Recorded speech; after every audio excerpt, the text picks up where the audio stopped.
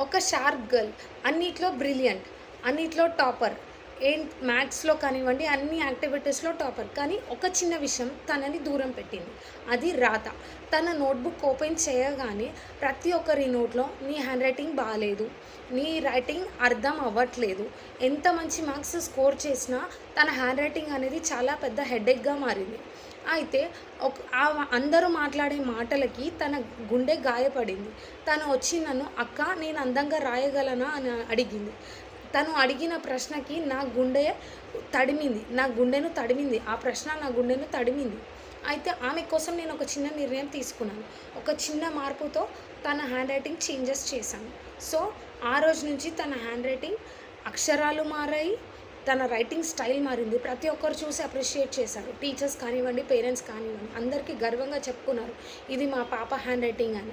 So, ఒక చిన్న మార్పు ఒక గొప్ప వరం. చేతి రాత మారితే ఆత్మవిశ్వాసం కలుగుతుంది. ఆత్మవిశ్వాసం అంటే ఏంటి? విజయానికి తొలిమెట్టు. సో, ఇప్పుడే నా క్లాస్‌లో జాయిన్ చేయించండి.